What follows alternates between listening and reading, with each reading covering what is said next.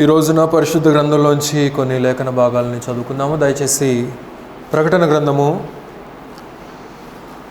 17వ అధ్యాయము. ప్రకటన గ్రంథము 17వ అధ్యాయము. క్రమంగా మనం ప్రకటన గ్రంథంలో ఉన్నటువంటి కొన్ని ప్రాముఖ్యమైనటువంటి సత్యాలను, ప్రకటన గ్రంథం అంటేనే ప్రాముఖ్యము, కానీ అతి ప్రాముఖ్యమైనటువంటి కొన్ని సత్యాలను మనం ప్రతివారం గమనిస్తూ ఉంటున్నాము. అనేక మంది అనేక ప్రాంతాల నుండి, యూట్యూబ్ నుండి కూడా వీక్షిస్తూ ఉంటున్నారు, కామెంట్స్ పెడుతున్నారు. బ్రదర్ ఇవే చెప్తా ఉండండి, చాలా బాగున్నాయి అనేసి కొంతమంది పెడుతూ ఉంటున్నారు. ఆ వస్తున్నటువంటి స్పందనకు మరి దేవుడు వారి జీవితాల్లో గొప్ప మార్పును తీసుకురావాలని నేను ప్రార్థన చేస్తూ ఉంటున్నాను. ఈ 17వ అధ్యాయంలో కొన్ని ప్రాముఖ్యమైనటువంటి సంగతులు చెప్పబడ్డాయి. గత వారం మనం గమనించాము, మృగాన్ని గురించి మనం చూసాం. First beast and the second beast, మొదటి మృగము తర్వాత రెండవ మృగము. ఆ మృగాన్ని ఆధారం చేసుకొని ఇక్కడ ఒక స్త్రీ మనకు కనబడతా ఉన్నది. ఇందాక ఆరాధనలో కూడా అనుకునే రీతిగా కన్నా ప్రస్తావించాడు. పరిశుద్ధాత్ముడు ఆ వచనాన్ని మరి ప్రస్తావించాడు. మరి ఈమె అగాధ జలముల మీద, విస్తారమైనటువంటి జలముల మీద కూర్చున్నటువంటి మహావేశ్యగా పిలువబడతా ఉన్నది. చూడండి ఏమంటున్నాడు. 17వ అధ్యాయము ప్రకటన గ్రంథము 1వ వచనం.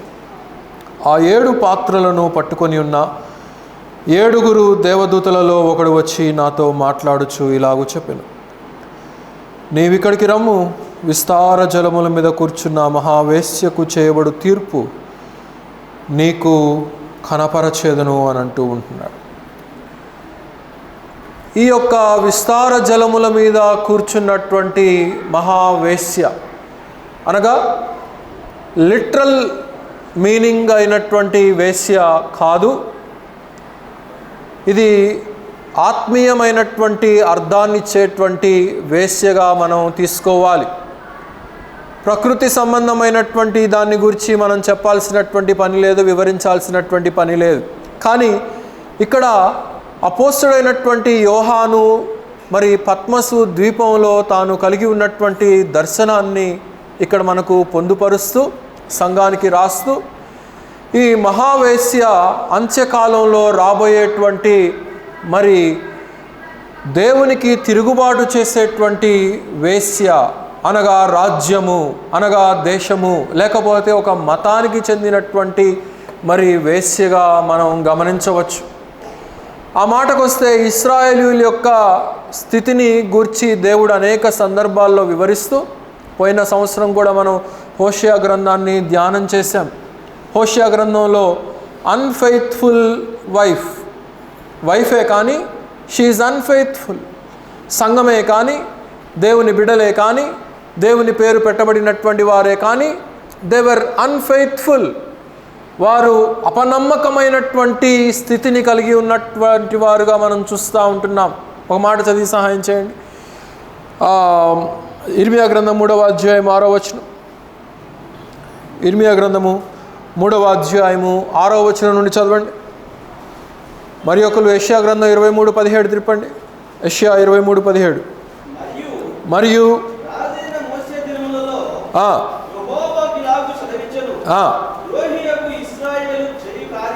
ద్రోహియగు ఇశ్రాయేలు చేయు కార్యము నీవు చూసావా?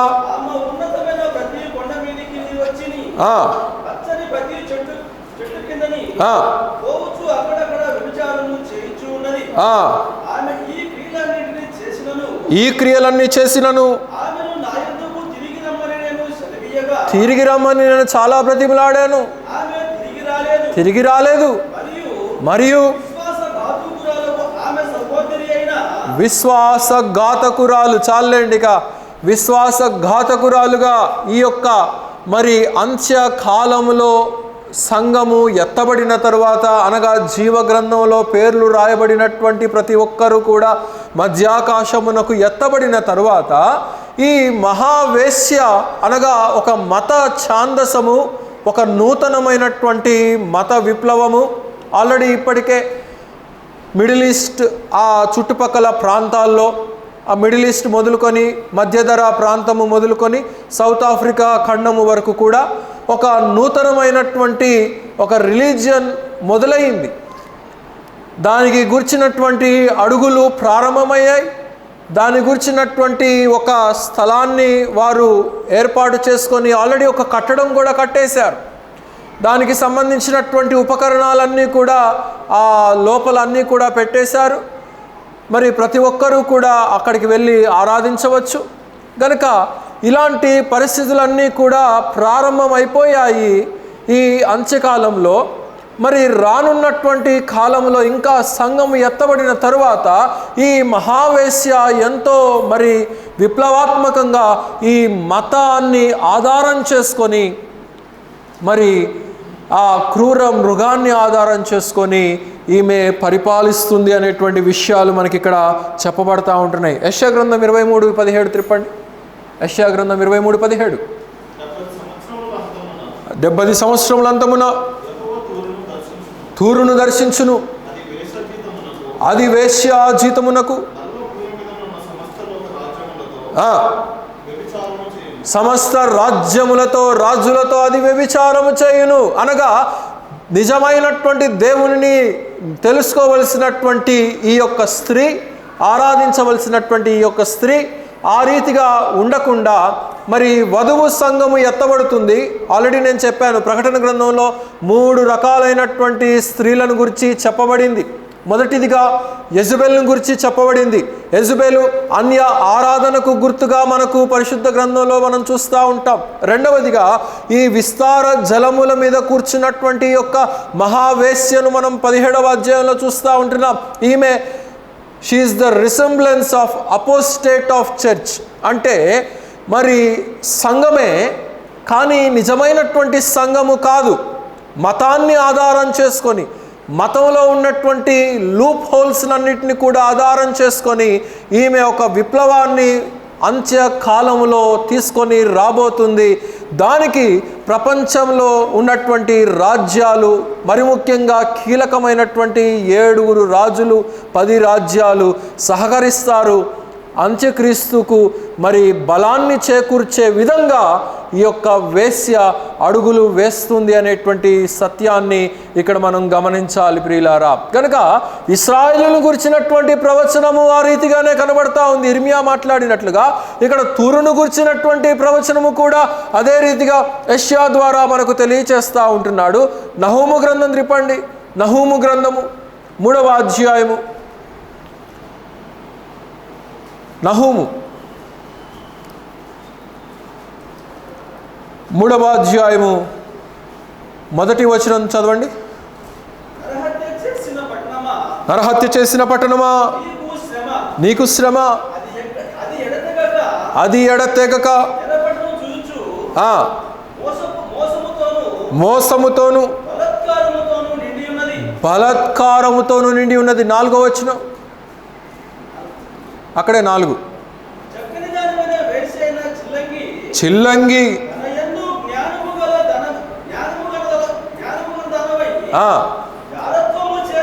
జారత్వము చేసి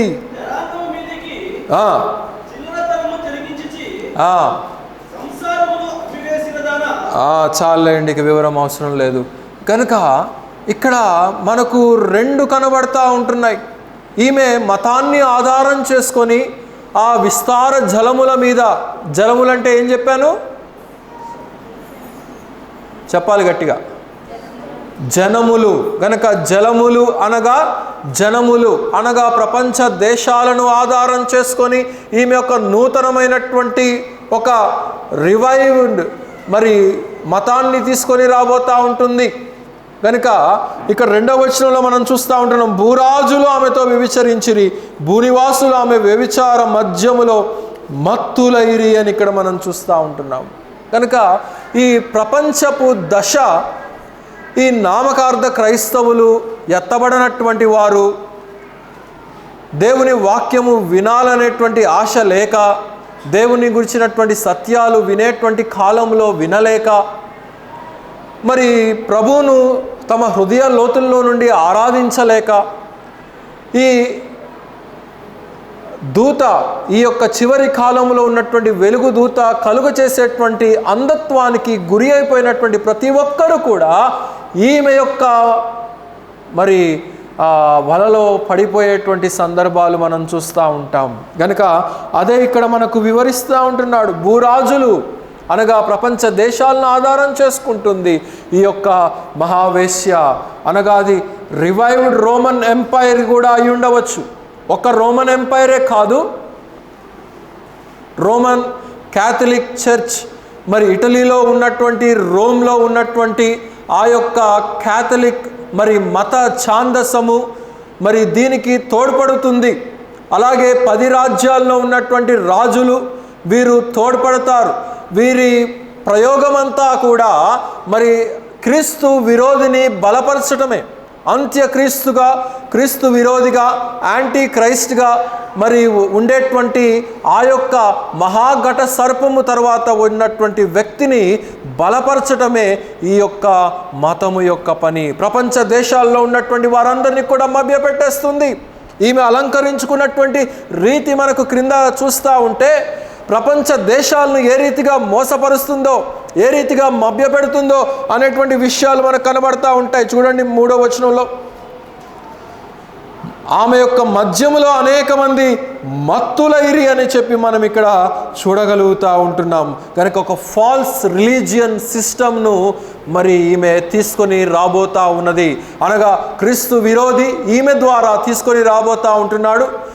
వాడు బలపరచబడతాడు.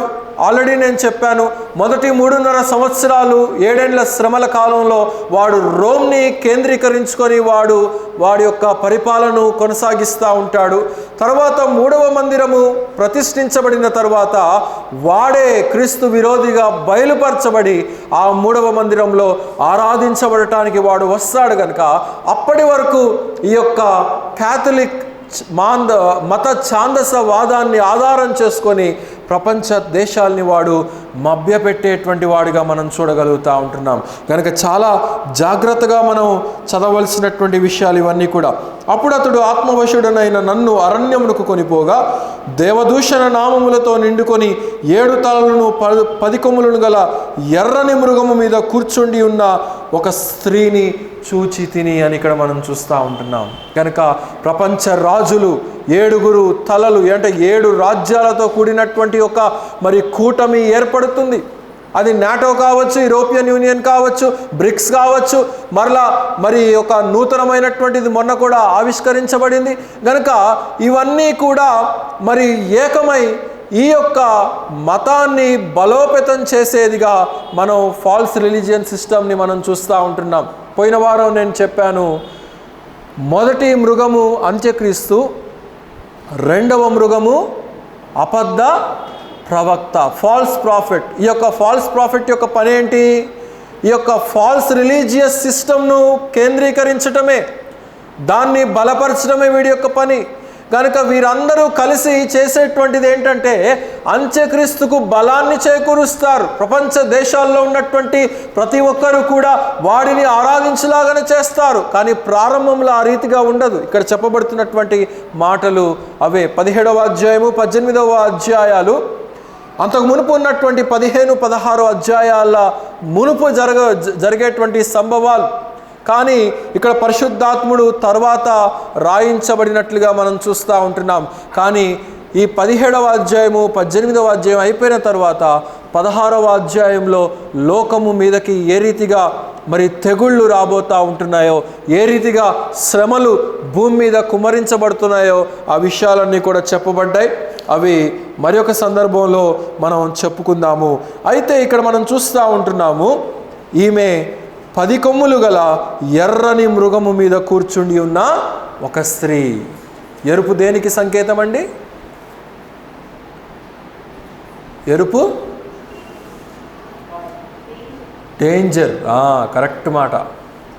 కనుక సామాన్యంగా మనం సైన్ బోర్డ్స్ చూస్తూ ఉంటాం ఎక్కడికైనా వెళ్ళినప్పుడు, ఇక్కడికి వెళ్ళకూడదు, ఇది దాటి వెళ్ళకూడదు, ఇంతవరకే మీ యొక్క లిమిట్, ఇది దాటి వెళ్తే మీరు చిక్కుల్లో పడేటువంటి ప్రమాదం ఉంది అని చెప్పేసి పెడతా ఉంటారు.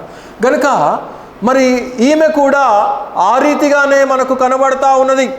ఎర్రని మృగము మీద కూర్చున్నటువంటి ఒక స్త్రీని నేను చూశాను.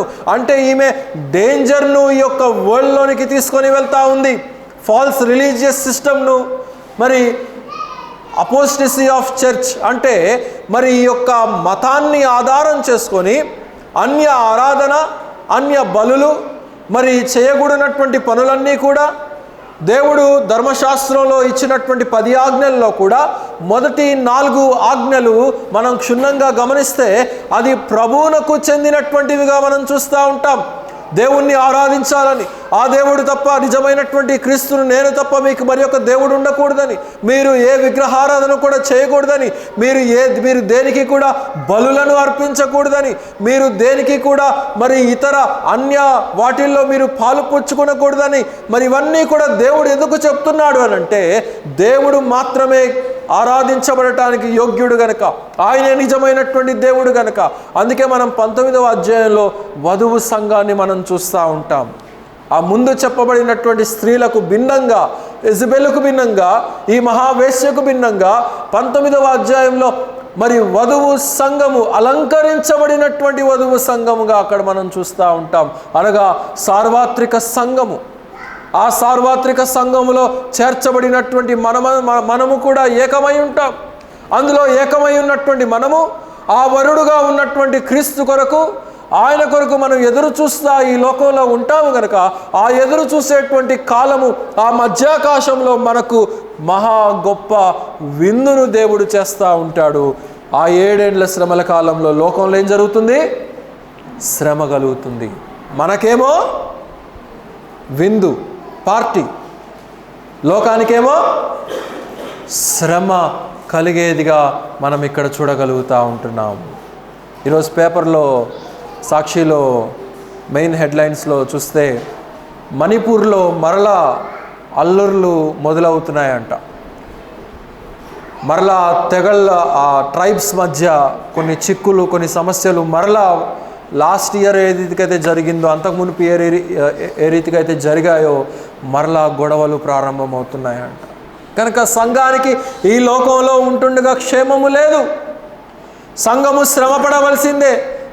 సంఘము మరి అనేక రకాలైనటువంటి మరి శ్రమల్లో పాత్ర వహించవలసినటువంటిది. అందుకనే దేవుడు ఆ 7 ఏండ్ల శ్రమల కాలం నుండి దేవుడు మనల్ని విమోచించబోతూ ఉంటున్నాడు. ఇంతకాలం మీరు అనుభవించినటువంటి శ్రమ చాలు, ఇంతకాలం మీరు భరించినటువంటి భారము చాలు. అంటే ఎంతకాలము అని అంటే సంఘం ప్రారంభమైన మొదటి నుంచే, మొదటి శతాబ్దం నుంచే. యోహాను ఈ యొక్క మాటలు రాస్తున్నప్పుడే రోమా పరిపాలన ఆనాడు ఉన్నది. ఆ ముందున్నటువంటి 5 రాజ్యాలు లేక 4 రాజ్యాలు గతించిపోయాయి, కానీ రోమా పరిపాలనలో ఈ యొక్క యోహాను కూడా ఉన్నాడు. అందుకనే వారు విధించేటువంటి శ్రమలకు గుర్తుగానే యోహాను పత్మసు ద్వీపానికి పంపించబడ్డాడు. పంపించబడి ఆత్మవశుడై ఈ సత్యాలు మనకు తెలియచేస్తూ ఉంటున్నాడు. అయితే మీరు అనవచ్చు, మరి ఈ యొక్క శ్రమల కాలము ఎప్పుడు ముగుస్తుంది అని అంటే అసలు ఆరంభమైంది ఎప్పుడు? మొదటి శతాబ్దంలో శిష్యులు ఎప్పుడైతే ఉన్నారో అప్పటి నుంచే సంఘము మొదలైంది. ఆ సంఘము మొదలైన దగ్గర నుంచే శ్రమలు కూడా మొదలయ్యాయి. మరి మనం ఏ దశలో ఉన్నామంటే మనము చివరి దశలో మనం ఉంటున్నాము. మీకు రియో సిట్ దే, మీకు అర్థమయ్యే భాషలో చెప్పాలంటే, క్రికెట్ అందరు చూస్తారు కదా. ఎంతమంది చూస్తారు క్రికెట్? చేతులు ఎత్తండి. నేను కూడా. పిల్లలు మీరు చూడరా?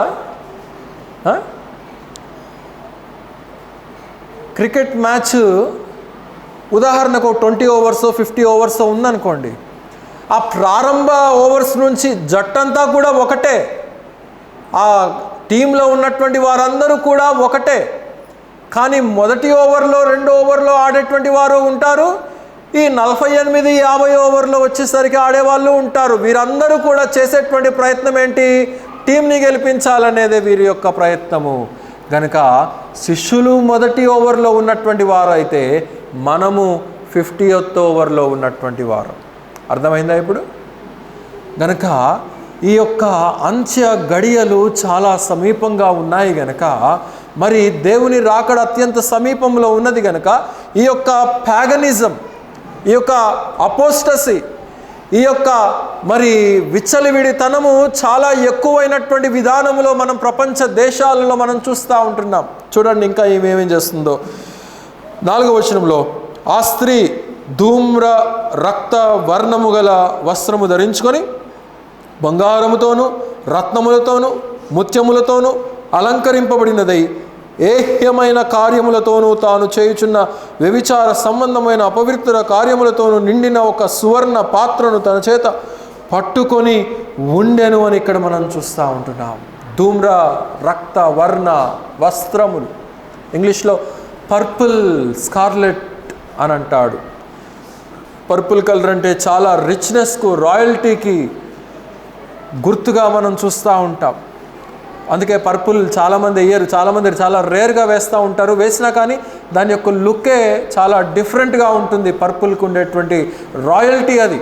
కనుక ఇక్కడ మనం చూస్తూ ఉంటున్నాము, ఈమె కూడా ధూమ్ర రక్త వర్ణము గల వస్త్రము ధరించుకొని బంగారంతో రత్నములతో ముత్యములతో అలంకరించబడింది. అంటే ప్రపంచ దేశాలన్నింటినీ కూడా ఆకర్షించగలిగినటువంటిదిగా మనం చూస్తూ ఉంటున్నాం. ఒక వ్యభిచారి అయినటువంటి స్త్రీ తాను చేసేటువంటి ఆ యొక్క వ్యక్తిని ఆకర్షించడానికి అనేక రీతులుగా అలంకరించుకుంటుంది. తనకు తాను అలంకరించుకొని ఆ యొక్క చేయకూడనటువంటి కార్యాలకు ఏ రీతిగా అయితే సిద్ధపరచబడుతుందో అంతకంటే మరి దూషణమైనటువంటి మాటలు ఈమె ధరించుకొని, మరి అనేకమైనటువంటి ముత్యాలతో రత్నములతో బంగారముతో, అంటే ప్రపంచంలో ఉన్నటువంటి గొప్ప ఆర్థికమైనటువంటి వ్యవస్థ తన యొక్క చేతుల్లో పెట్టుకొని ప్రపంచ దేశాలను ఆకర్షిస్తుంది. వేశ్య గనక ఏ రీతిగా అయితే ఆకర్షిస్తుందో ఈ మత ఛాందసవాదము కూడా, ఈ ఫాల్స్ రిలీజియస్ సిస్టమ్ ప్రపంచ దేశాలను చూడండి, మీరు నా దగ్గరికి వస్తే ఈ రీతిగా మీకు బంగారం కలుగుతుంది, ఈ రీతిగా మీరు ధనవంతులు అవుతారు, ఈ రీతిగా మీకు ఆర్థికంగా అనేక రకాలుగా మీరు బలవంతులు అవుతారు, శక్తి పొందుతారు అని చెప్పేసి ఈమె కూడా ఆకర్షించేదిగా మనం ఇక్కడ చూస్తూ ఉంటున్నాం. తాను ధరించినటువంటి ఉపకరణాలలో ఆ స్పిరిచువల్ అర్థాన్ని మనం తీసుకోవాలి.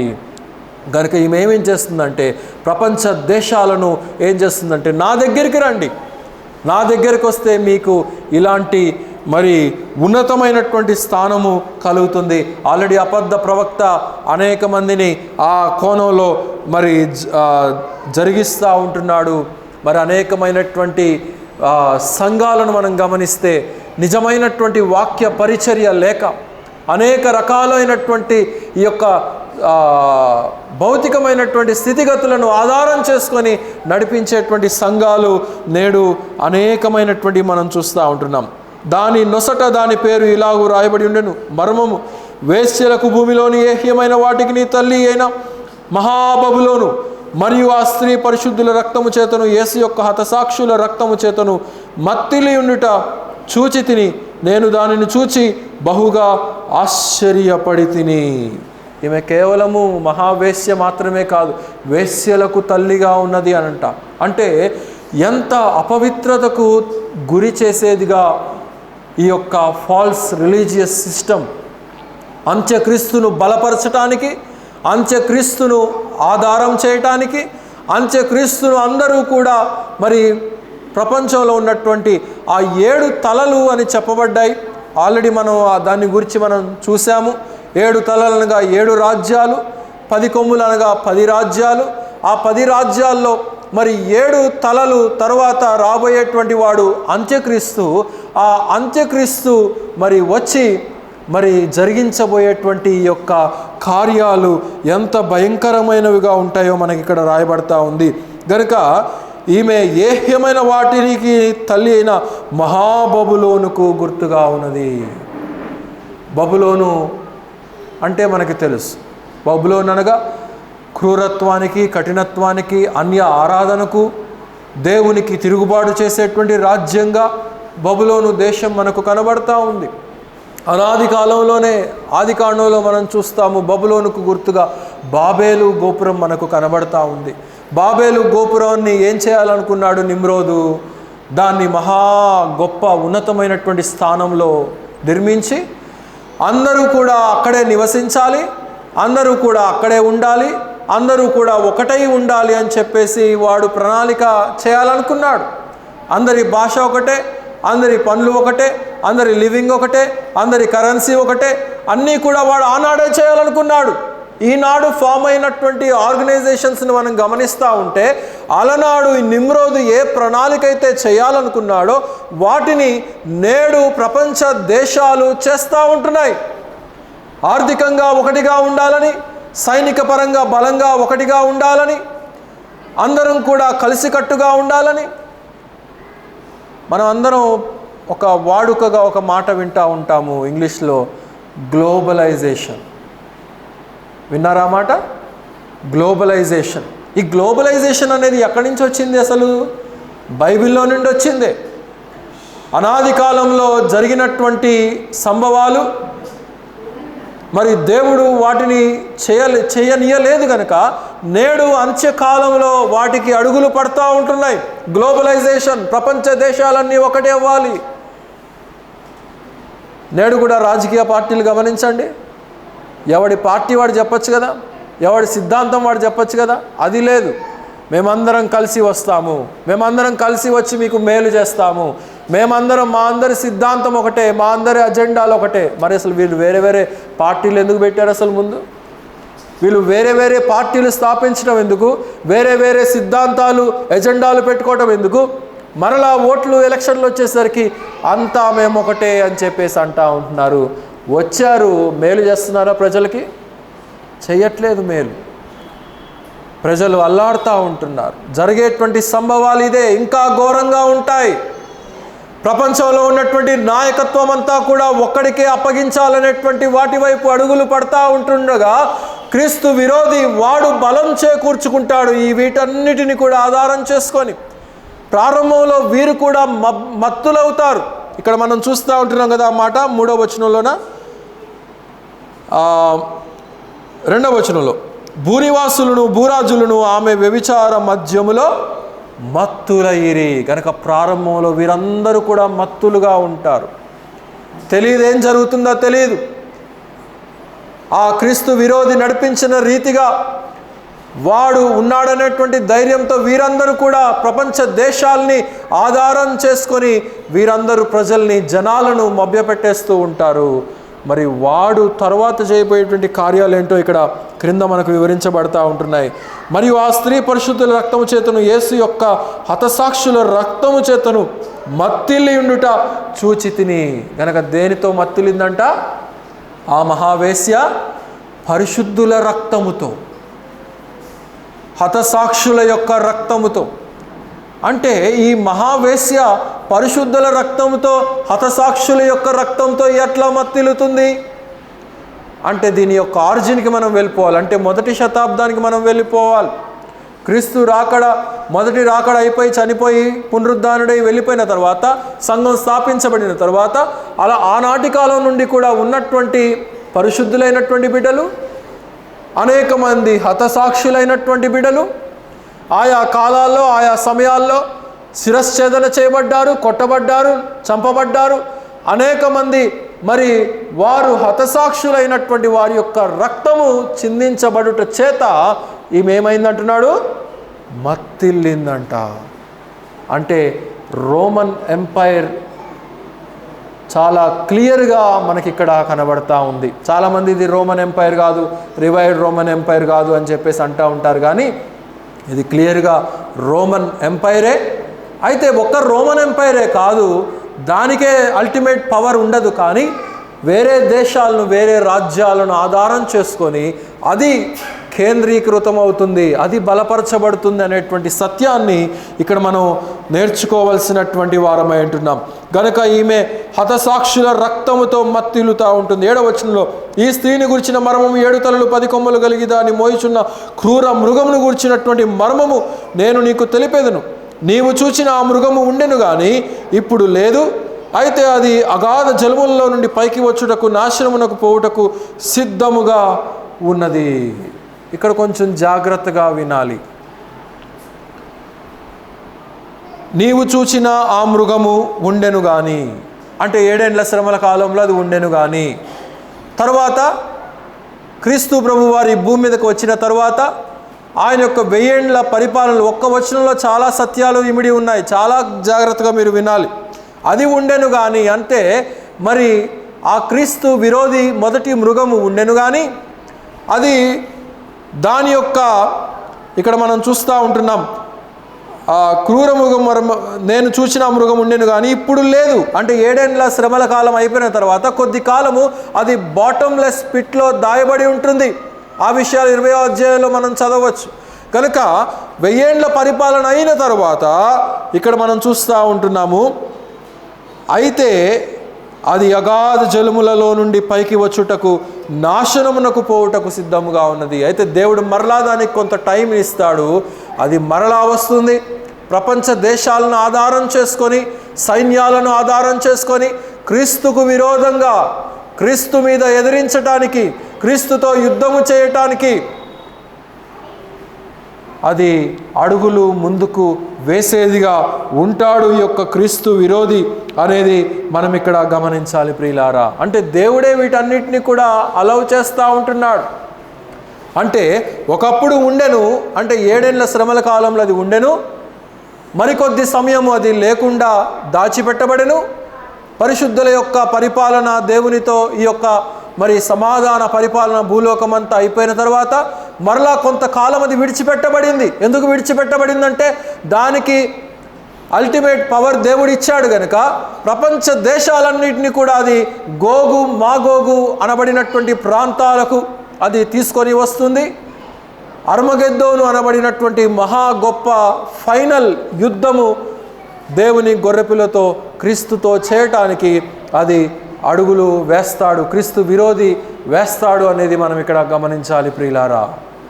అంటే ఇక్కడ మీకు ఒక డౌట్ రావచ్చు, ఓడిపోతానని చెప్పి తెలిసి కూడా ఎందుకు క్రీస్తుతో యుద్ధము చేయటానికి వెళ్తాడు అనేటువంటి డౌట్ రావచ్చు.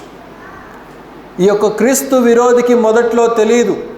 క్రీస్తు విరోధికి కొన్ని మర్మముగా దాచిపెట్టబడ్డాయి. క్రీస్తు విరోధి ప్రారంభం నుంచే వాడి యొక్క పరిపాలన ఆ యొక్క ఘట సర్పమును ఆధారం చేసుకొని ఉంటాడు గనుక, ఘట సర్పం ఏది చెప్తే అది చేస్తాడు గనుక, ఏది ఘట సర్పము సాతానుడు ఏ ప్రణాళిక అయితే ఈ లోకంలో చేయాలనుకుంటున్నాడో వాడు చేస్తాడు గనుక ప్రారంభంలో వాడికి తెలియదు ఓడిపోతానని. కానీ మధ్యలోనికి వెళ్ళాక వాడు వెనక్కి తిరగలేక వాడు ముందుకు అడుగులు వేస్తూ ఉంటాడు. దీనికి కూడా క్రికెట్లోంచి మీకు ఉదాహరణ చెప్తాను. వరల్డ్ కప్ అనేది పెట్టారనుకోండి, వరల్డ్ కప్లో బలమైనటువంటి టీమ్స్ ఏముంటాయి? ఎక్కువగా వరల్డ్ కప్ సాధించినటువంటి దేశం ఏది? ఆస్ట్రేలియా. కనుక ఆస్ట్రేలియా రణరంగంలో ఉందని తెలిస్తే, ఆస్ట్రేలియా పోటీలో ఉందని తెలిస్తే మిగిలినటువంటి దేశాలు ఏమనుకుంటాయి? సౌత్ ఆఫ్రికా కానీ, జింబాబ్వే కానీ, మిగిలినటువంటి ఈ యొక్క చిన్న చిన్న కంట్రీస్ ఏవేవైతే ఉన్నాయో అవన్నీ ఏమనుకుంటాయి? గెలుస్తామనేటువంటి ధీమాతోనే వెళ్తారు. ఓడిపోతామని చెప్పి వారికి తెలిసినా కానీ ఆస్ట్రేలియా అంతటి బలమైనటువంటి టీమే, దాన్ని గెలవగలుగుతామా అని చెప్పి అనుకుంటేనే వీరు ఆటలోకి దిగుతారు. అలాగే క్రీస్తు విరోధి కూడా ప్రపంచ దేశాలను ఆధారం చేసుకొని, సైన్యాన్ని ఆధారం చేసుకొని గొర్రెపిల్లతో యుద్ధము చేయటానికి ముందు అడుగులు వేస్తాడు. కానీ మధ్యలోనికి వెళ్ళిపోయిన తరువాత, అంటే కొంతకాలమైన తర్వాత వీడికి కనువిప్పు కలుగుతుంది. క్రీస్తు విరోధికి కనువిప్పు కలుగుతుంది. మహాఘట సర్పము చేసినటువంటి కార్యము వలన, నేను చేసినటువంటి ఈ యొక్క పని వలన మరి నాకు అంతము కలగబోతా ఉంది, నాశనము రాబోతా ఉంది, నేను చేసినటువంటి పని ఏది కూడా గెలవకుండా ఆగిపోయేటువంటి పని కలుగుతుందని చెప్పి వాడు అప్పటికి గ్రహిస్తాడు. కానీ ఏమి లాభం? టైం అయిపోయింది. ఏషావు కూడా టైం ఉన్నప్పుడే రక్షించబడాల్సింది. టైం ఉన్నప్పుడు రక్షించబడలేదు, ఇక మరి ఎన్నటికీ కూడా రక్షణ పొందనేరకుండా కొట్టివేయబడినట్లుగా మనం చూస్తూ ఉంటున్నాం. కనుక దేవుడే కొన్ని విషయాలు అలౌ చేస్తూ ఉంటాడు. ఇక్కడ క్రింద మనం చూస్తూ ఉంటున్నాం 9వ వచనంలో, ఇందులో జ్ఞానము గల మనస్సు కనబడును, ఆ 7 తలలు ఆ స్త్రీ కూర్చున్న 7 కొండలు మరియు 7 రాజులు కలరు. 5 కూలిపోయిరి, ఒక్కడు ఉన్నాడు, కడమవాడు ఇంకనూ రాలేదు, వచ్చినప్పుడు అతడు కొంచెము కాలము ఉండవలెను అని ఇక్కడ మనం చూస్తూ ఉంటున్నాం.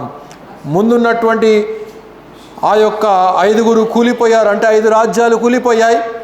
రివైవ్డ్ రోమన్ ఎంపైర్ వస్తాడు.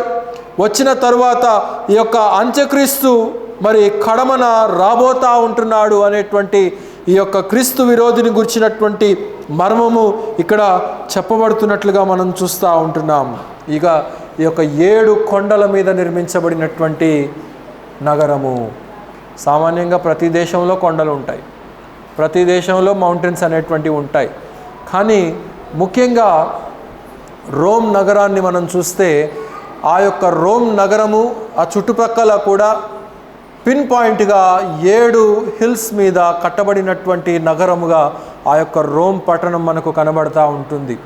అయితే మరి ఈ రోము దానితో కూడా ఉన్నటువంటి మిత్ర దేశాలు ఏవేవైతే ఉంటున్నాయో ఇవన్నీ కూడా ఈ క్రూర మృగముకు ఏకీభవిస్తాయి, క్రీస్తు విరోధికి ఏకీభవిస్తాయి. అందరూ కూడా కలిసికట్టుగా ముందుకు అడుగులు వేస్తారనేది మనం చూస్తూ ఉంటున్నాం. 12వ వచనం గమనించండి. నీవు చూచిన 10 కొమ్ములు 10 మంది రాజులు, వారిది వరకు రాజ్యము పొందలేదు, కానీ ఒక గడియ క్రూర మృగము కూడా రాజుల వలె అధికారము పొందుదురు. వీరు ఏకాభిప్రాయం గలవారై తమ బలమును అధికారమును ఆ మృగమునకు అప్పగింతురు. వీరు గొర్రెపిల్లతో యుద్ధము చేతురు, కానీ గొర్రెపిల్ల ప్రభులకు ప్రభును రాజులకు రాజునై ఉన్నందున తనతో కూడా ఉండిన వారు పిలువబడిన వారై ఏర్పరచబడిన వారై నమ్మకమైన వారై ఉన్నందున ఆయన ఆ రాజులను జయించును. కనుక ఈ 14వ వచనము 19వ వచనంలో జరగవలసినటువంటి 19వ అధ్యాయంలో 20వ అధ్యాయంలో జరగవలసినటువంటి సంభవాలు అయితే ఇక్కడ యోహాను ముందుగానే రాశాడు. అయితే ఈ యొక్క 14వ వచనంలో చెప్పబడిన రీతిగా వీరందరూ కూడా ఏం చేస్తారంటే ఆ మృగానికి బలాన్ని చేకూరుస్తారు, అధికారాన్ని చేకూరుస్తారు, ధనాన్ని చేకూరుస్తారు. అయితే వీడికి ముందు క్రీస్తు విరోధికి ఆ యొక్క మొదటి మృగానికి ముందు ఆ బలం ఉండదు కనుక ఈ ఫాల్స్ రిలీజియస్ సిస్టమ్ ఈ మహావేశ్యను ఆధారం చేసుకొని లోకులను ఆకర్షిస్తుంది, భూరాజులను ఆకర్షిస్తుంది, ప్రపంచ దేశాలను ఆకర్షిస్తుంది. ఆకర్షించి వీరందరూ కూడా ఏం చేస్తారంటే మొదటి మృగమై ఉన్నటువంటి క్రీస్తు విరోధికి బలాన్ని చేకూరుస్తారు. అయితే వీడేం చేస్తున్నాడో గమనించండి 15వ వచనంలో, మరియు ఆ దూత నాతో ఇలాగ చెప్పెను, ఆ వేశ్య కూర్చున్న చోట నీవు చూసిన జలములు ప్రజలను జనసమూహములను జనములను ఆయా భాషలు మాట్లాడు వారిని సూచించును. గనక విస్తారమైనటువంటి ప్రజల మీద ఆయా దేశాల మీద కూర్చున్నటువంటి ఈ యొక్క మహావేశ్యకు సూచనగా మనం చూస్తూ ఉంటున్నాం. నీవు ఆ 10 కొమ్ములు గల ఆ మృగమును చూచితివే, వారు ఆ వేశ్యను ద్వేషించి దానిని దిక్కులేనిదిగాను దిగంబరిగాను చేసి దాని మాంసమును భక్షించి అగ్ని చేత దానిని బొత్తిగా కాల్చివేతురు. అంటే భౌతికంగా వేశ్యను వాడుకొని ఏ రీతిగా అయితే వదిలేస్తూ ఉంటారో ఆత్మీయంగా కూడా ఈ మహావేశ్యను ఆ రీతిగానే వాడుకొని వదిలేస్తాడు ఈ యొక్క అంత్యక్రీస్తు. అంటే తన బలము చేకూరేంత వరకు, తన అధికారము ప్రపంచ దేశాలన్నీ కూడా తన వైపు వచ్చేలాగున ఈ ఫాల్స్ రిలీజియస్ సిస్టమ్ను ఆధారం చేసుకొని వీడు బలం పొందేంత వరకు ఉంటాడు. అయితే ఎప్పుడైతే వాడు 3వ మందిరంలో ప్రవేశించి నేనే మరి ఆ యొక్క క్రీస్తు విరోధిని, నన్ను మాత్రమే మీరు ఆరాధించాలని చెప్పి వాడు ఎప్పుడైతే వాడి యొక్క నిజమైనటువంటి నేచర్ను బయట పెడతాడో అప్పుడు ఇక ఈ యొక్క ఫాల్స్ రిలీజియస్ సిస్టమ్ను కూడా వాడు అప్పుడు కొట్టివేస్తాడు. అదే ఇక్కడ తెలియచేస్తూ ఉంటున్నాడు. ఏం చేస్తాడంటే ఆ వేశ్యను ద్వేషించి, అంటే ఈ ఫాల్స్ రిలీజియస్ సిస్టమ్కు కేంద్రీకృతమైనటువంటి ఆ యొక్క సిస్టమ్ ఏదైతే ఉందో, దేశం ఏదైతే ఉందో, రాజు ఎవడైతే ఉన్నాడో వాడిని ద్వేషిస్తాడంట. దిక్కులేనిదిగా చేస్తాడంట, దిగంబరినిగా చేస్తాడంట, మాంసము భక్షించి అగ్ని చేత దాన్ని బొత్తిగా కాల్చి వేస్తానంటే దాని నగరాన్ని, దాని ప్రజలను, దాని దేశాన్ని సంపూర్తిగా ఈ యొక్క క్రీస్తు విరోధి నాశనం చేసేస్తూ ఉంటాడు. కనుక వాడుకొని వదిలేస్తాడనమాట, మన భాషలో చెప్పాలంటే.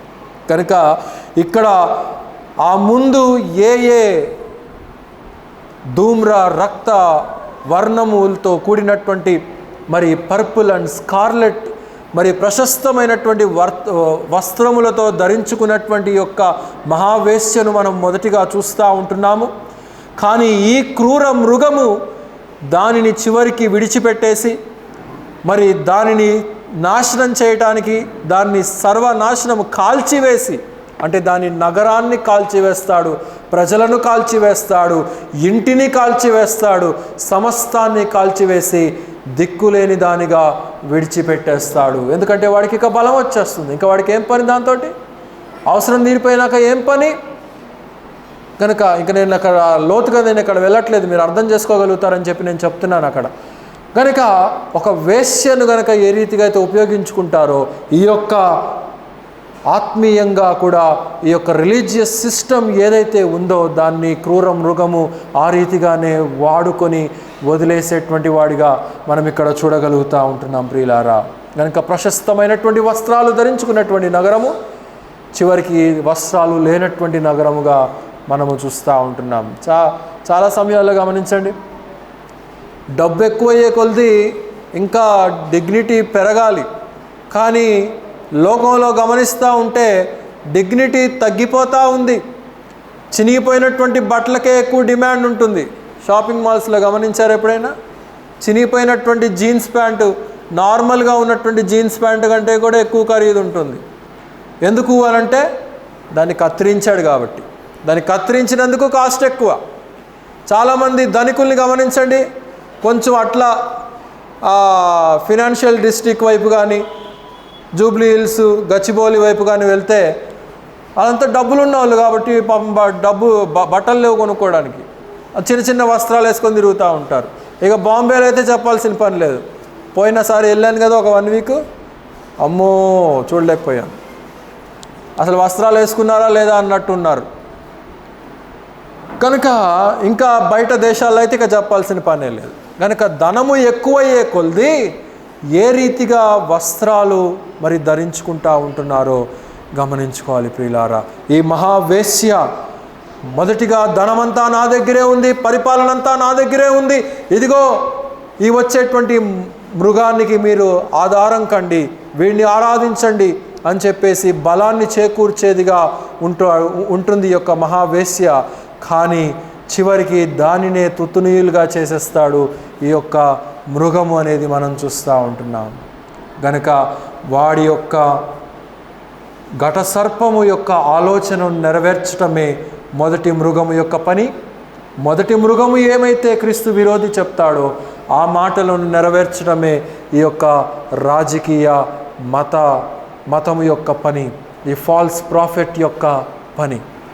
గనుక వీరందరికీ తెలియనటువంటిది సాతానుడికి తెలుసు, క్రీస్తు విరోధికి తెలియనటువంటిది అబద్ధ ప్రవక్తకు తెలియనటువంటి సత్యాలు ఘట సర్పానికి తెలుసు. కానీ వాడేందంటే నేను పోతా నేను ఒక్కడిని ఎందుకు పోవాలి, నాతో పాటు ప్రపంచ దేశాలని తీసుకొని పోదాం. కొంతమందిని చూడండి, వాళ్ళు మునిగిపోయేది కాక పక్క నుండి కూడా ముంచుతారు. అది అపవాది యొక్క నైజము. గనుక మహాఘట సర్పము కూడా ఆ రీతిగానే మనకు కనబడతా ఉంది. కనుక వాడు ప్రపంచ దేశాలని, ఇంకా చాలా సత్యాలు ఉన్నాయి, మనకు సమయం లేదు. క్లుప్తంగా కొన్ని విషయాలే నేను చెప్పుకుంటూ వెళ్తూ ఉంటున్నాను. ఎందుకంటే ఇంకా వాటి లోతుల్లోనికి వెళ్తే అది ఇంకొక బైబిల్ స్టడీ అయిపోతుంది, ఇంకొక బైబిల్ క్లాస్ అయిపోతుంది. కనుక అక్కడక్కడ ప్రాముఖ్యమైనటువంటి సత్యాలు మనం చూస్తూ ఉంటున్నాము.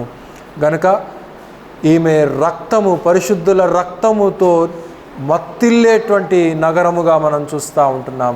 చాలా తప్పుడు సిద్ధాంతాలతో కూడినటువంటి యొక్క మహావేశ్య, తప్పుడు డాక్ట్రిన్స్ ఇప్పటికే చాలా వచ్చేసినాయి. మొన్న నాకు తెలిసిన ఒకళ్ళ ఇంట్లో యెహోవా సాక్షులు అనబడినటువంటి వాళ్ళు వచ్చారంట.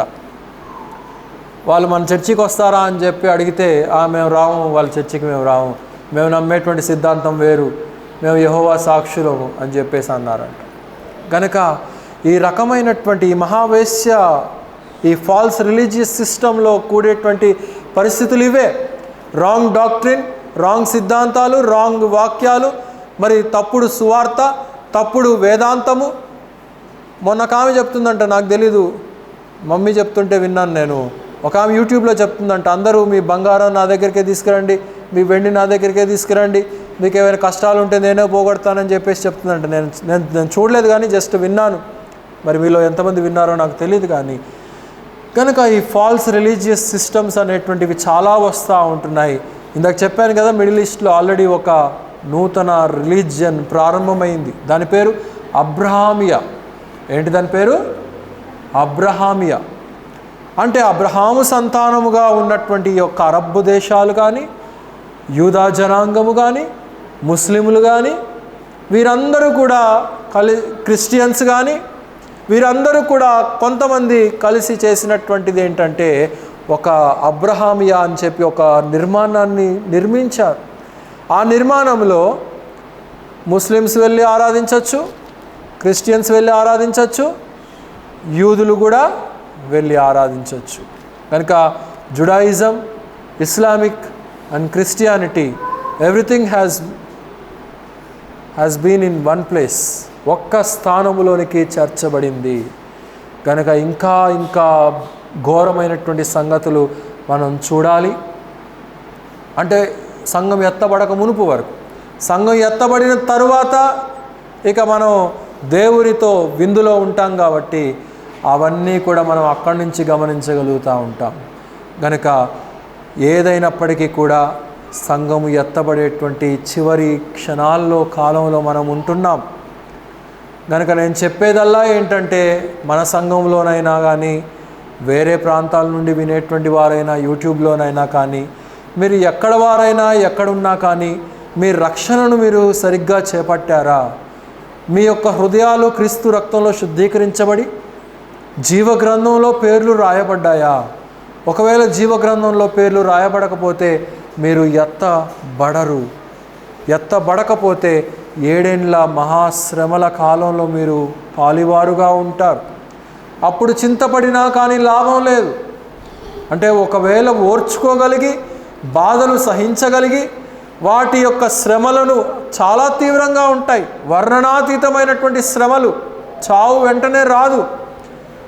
అట్టి శ్రమలలో పాలివారం అవటం కంటే వీడికి ఆరాధించటం మంచిది, ఆ ముద్ర వేయించుకోవటం మంచిది. పోయిన వారం మనం గమనించాం, అన్య ఆరాధన చేయటం మంచిది. ఈ క్రీస్తు వచ్చేంత వరకు, రెండవ రాకడలో భూమి మీద అడుగుపెట్టేంత వరకు కూడా నేను ఎదురు చూడలేరు. చాలామంది విశ్వాసఘాతకులు అయిపోతారు ఆ కాలంలో కూడా. అందుకే ఈ యొక్క శ్రమలన్నీ కూడా కుమ్మరించబడతా ఉంటున్నాయి.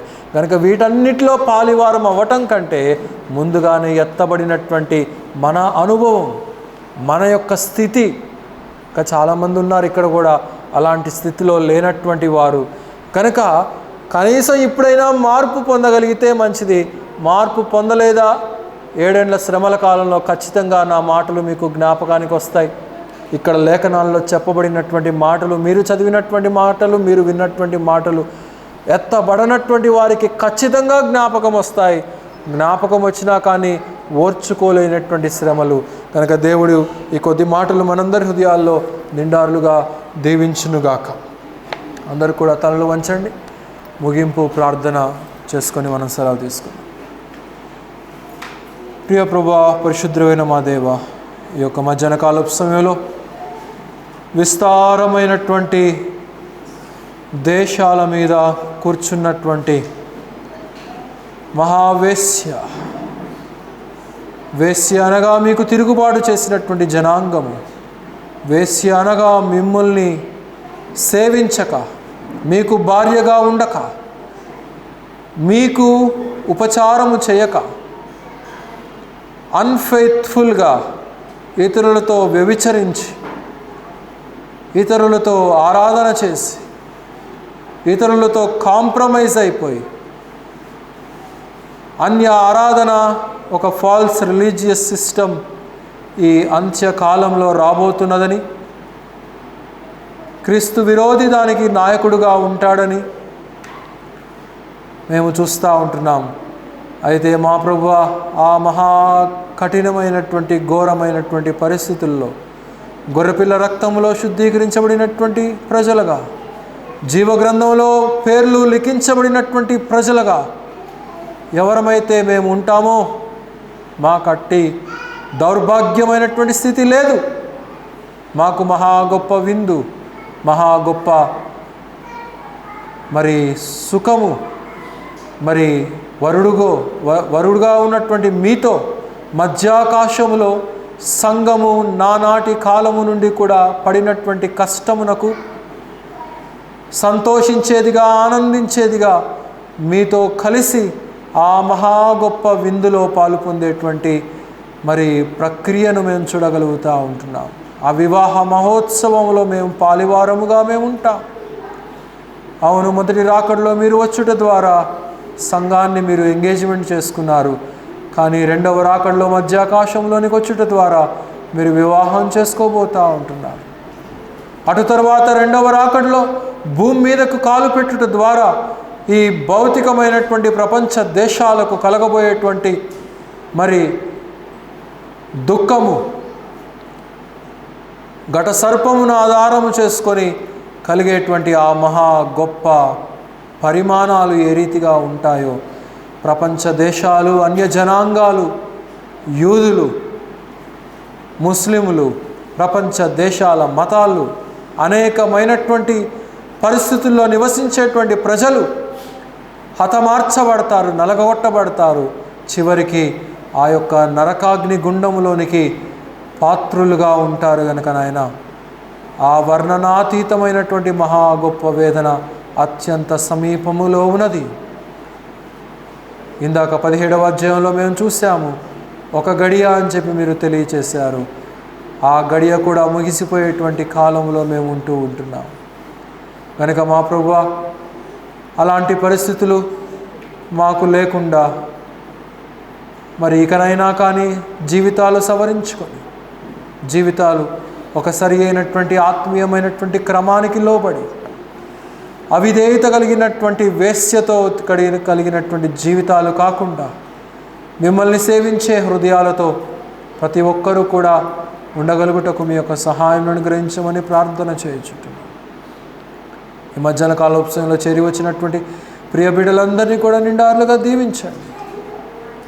సార్వత్రిక సంఘములో మా సంఘము కూడా పాలివారుగా ఉన్నందుకై వందనాలు నాయన. ఇంకా అక్కడక్కడ ఒకళ్ళిద్దరు ఆ రీతిగా లేరు. మరి లేనటువంటి బిడ్డలు ఇకనైనా కానీ తెలుసుకొని సంఘముతో కలిసి ఎత్తబడుటలో ఉండేటువంటి ఆనందము వారు మరి రుచి చూడగలిగినటువంటి అనుభవాన్ని వారికి ధరింపచేయమని ప్రార్థన చేయుచుంటున్నాం. ఈ వారమంతా కూడా ప్రకటించబడినటువంటి సంఘ కార్యక్రమాలన్నీ కూడా చక్కగా జరిగించండి. ప్రతి కార్యక్రమం కూడా నాయన మీ నామానికి మహిమకరంగాను మాకు దీవెనకరంగా జరగటానికి మీ యొక్క సహాయం అనుగ్రహించండి. అదే రీతిగా మా ప్రభువా, రానున్న మాసంలో కూడా జరగవలసినటువంటి కార్యక్రమాలన్నింటినీ కూడా మీ యొక్క చేతులకు అప్పగిస్తూ ఉంటున్నాం. సంవత్సరాంతంలోనికి మేము అడుగులు వేస్తూ ఉంటుండగా ప్రపంచ దేశాలు ఏ రీతిగా కఠినత్వానికి గురి అవుతూ ఉంటున్నాయో మేము చూస్తూ ఉంటున్నాం. ఏ రీతిగా యుద్ధాలు జరిగిస్తుంటాయో మేము చూస్తూ ఉంటున్నాం. కనుక వాటిని గ్రహించినటువంటి మమ్మల్ని మేము వాక్యము ద్వారా కట్టబడుటకు, ప్రార్థన ద్వారా సవరించబడుటకు, సహవాసము ద్వారా ప్రేమ కలిగి, ఐక్యత కలిగి ముందుకు కొనసాగేటువంటి కృపను ప్రతి ఒక్కరికి మీరు దయచేయండి. యూట్యూబ్ ద్వారా కూడా అనేక ప్రాంతాల నుండి అనేక మంది బిడ్డలు వీక్షిస్తూ ఉంటుండగా వారిని, వారి కుటుంబాలను నిండారులుగా దీవించమని అడుగుచుంటున్నాం. ఈ కొద్ది మనవులు మా ప్రియ రక్షకుడైనటువంటి యేసుక్రీస్తు వారి అతి శ్రేష్టమైనటువంటి నామంలో స్తుతించి ప్రార్థించి అడిగి వేడుకొనుచున్నాము తండ్రి.